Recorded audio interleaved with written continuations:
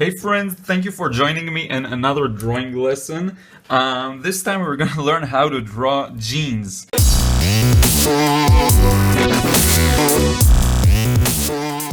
So what I'm going to do is first lay some very basic guidelines in time-lapse, and that way we can go in depth with the details. So let's get to it.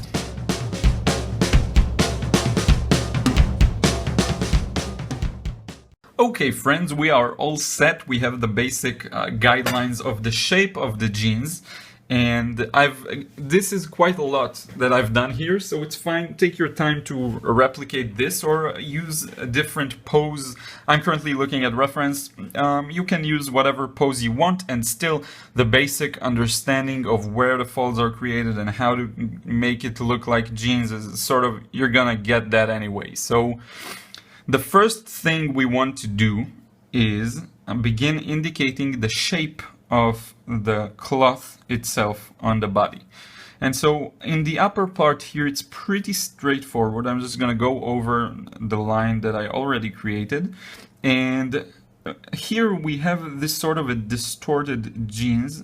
And so this entire jeans is sort of distorted, and this will create some bumps around the edges, which is what I'm indicating right now. I'm using very small bumps to show how the cloth sort of has been folded in the creation process. I'm going around this line that I created, trying to give it to make it look more interesting.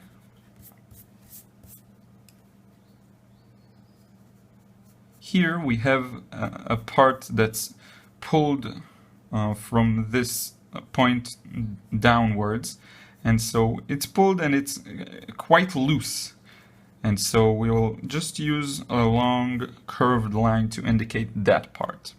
Now we get to the fun stuff. Here around the knee we'll have the biggest amount of folds, and so I'm gonna do this a bit differently. I'm gonna go over all the contours, and then I'm gonna go over the center here.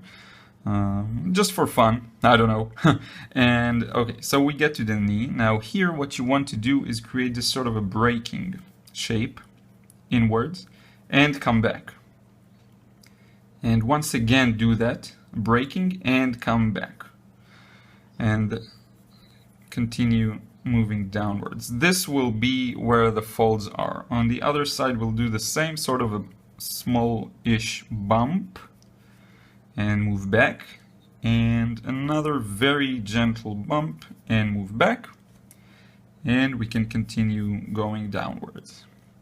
Now here is where the jeans actually end, and so we're going to mark that spot here using a slightly curved line. Great. Now this is where the jeans are folded on top of themselves, and so it's going to be a bit wider than the jeans themselves.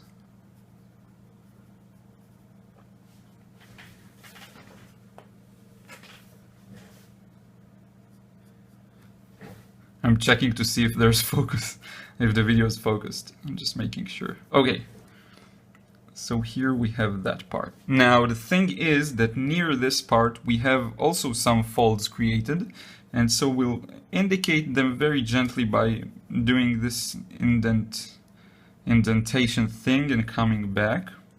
And on the other side as well, we'll have this sort of bump inwards, like that. And we are basically done with the contours. Now this is an unusual way to go around this, but I just wanted to explain specifically for the contours the shapes that are created. Now we can begin indicating the folds themselves. And so this area is going to contain very gentle folds that are indicated using single lines. And this really gives it that look of, it's not too thick. You know, the folds are very thin, and they are just created because the cloth has been folded many times, and so they're very gentle. They don't bulge out or, you know, protrude in any way. hopefully that's the right word, protrude, I don't know. And okay, and here we have basically nothing, and moving on to the lower part, we'll have where we created this bump here. We are going to complement it using a fold that moves in that direction. And it's going to go downwards and slightly back to the right. This type of fold is usually called a zigzag fold, because it creates this sort of a zigzag-ish type of pattern in the clothes. Hopefully you can see this, the way this fold is, we begin to create it, and then it can sort of curve like this and complement this part. Now here we have another very gentle bump, and we're going to complement it as well using this sort of a similar shape to this side. And so you can start seeing the zigzag shape here. This is what I'm talking about. You notice this movement, okay? Finally, on this part, we're gonna go a little lighter, I think, like this. And we can end it with another sort of line on top, like this. Now you don't want to go too overboard with the folds, because you can easily do that, and then it looks all unrealistic and like you wanted to get a lot of folds in. So I think that we have what we need here, and when we get to shading this stuff, then you'll really see it pop. And it looks better. It'll look better. Now we have this sort of bump here. We are going to connect them using a curved line that moves from one side to the other, and then we'll use another line that comes from here, and you may notice we have this sort of an X shape. This is very common, and we can add another line that further indicates that X. I'm gonna be very gentle here, like that. I don't want to add anything more, because if I add another one on the other line, it starts to again look kind of unnecessary. And so, excuse me, we are done with the left part here. Let's move on to the right. So here we have, before we get to the right side, let's indicate the zipper and this area in the center. We'll be using one thick line and another thin line that connects here.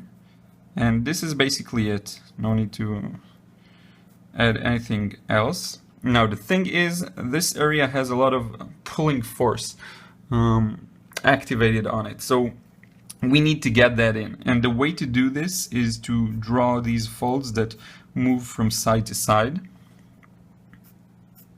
just by using straight lines. Now notice how I ended these folds in this around this line. I don't go completely over it, because this is a part that goes above the right part, goes above the left part, and so the folds are sort of disappear behind that piece of cloth. And so if we got that in, we can sort of move on. I think this is enough. Okay, so outer contours, the exact same thing happens, only notice how his leg is slightly pulled up in the air, and so there's gonna be a lot more force working on the cloth here and less of these bumps, because it's pulled so tightly. Not too tightly, but you know, more than this side. So let's use very, very, very gentle, I think just straight line that'll do the trick, and no need for more than that.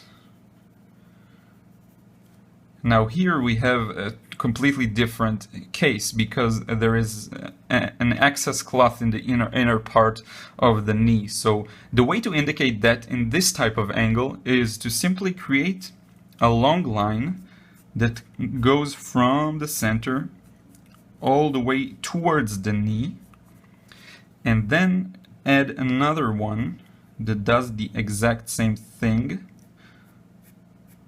only lower.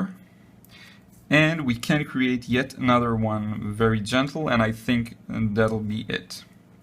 And these lines represent folds that are pulled from this point of tension, which is the knee.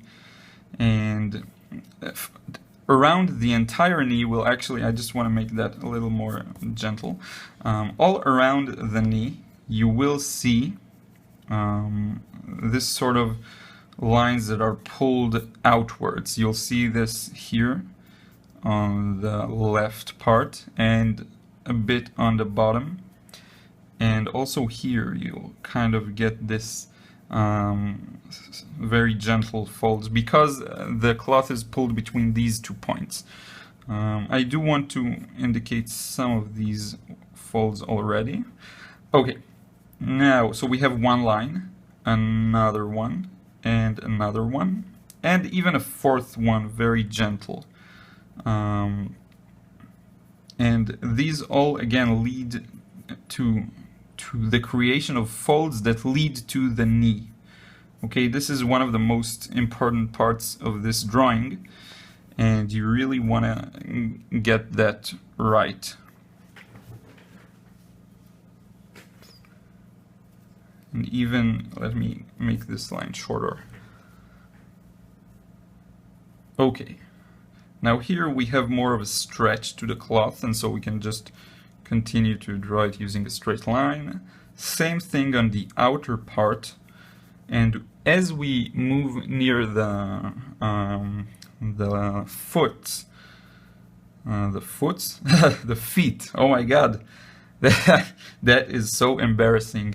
As we move near the feet, this feet, we'll have this sort of a whoop bump that goes back like this, and is complemented by another sort of a bump shape. And here we have this sort of, yeah. And then we get to the part again that we draw the folded part of the jeans. And we also can get one very gentle line here. When you see these types of lines, remember that there will be another line a lot of the times that goes in the exact opposite direction. Okay, this is very common. And I believe we got most of the important details in. So now what I'm going to do, and I'm very happy I got to do everything in real time, is do one last thing, which afterwards we're gonna kick it into time-lapse and I'll finish up the shading. So what we will do before that is draw the seam line, the inner seam. If you look at your jeans right now, if you're wearing jeans or similar pants, you'll notice you have an inner and outer seam line, inside and outside the leg. And so we are going to lightly indicate it. And the nice trick here is that this line can really help us convey the shape of the fold. So it goes like this. And here, because it sort of turns around the fold, it goes back from here. We can see it again in this part. Okay? And then again it curves and goes back from here. And this is a really neat effect you can sort of take advantage of. Now you see this part is sort of bumping out, and so it's going to bump the seam line as well. You need to make sure that your seam line is congruent with the direction of the cloth. And hopefully you can clearly see that here. We'll also see some of the seam line on the bottom here, I noticed. But perhaps it'll be unnecessary. You know what? I take that back. No need to indicate that one. Okay, so what I'm gonna do now is kick it into time-lapse, add some shades, and I'll be back soon to explain what I've done. It's gonna be very simple, nothing, I won't go too far. So I'll see you soon.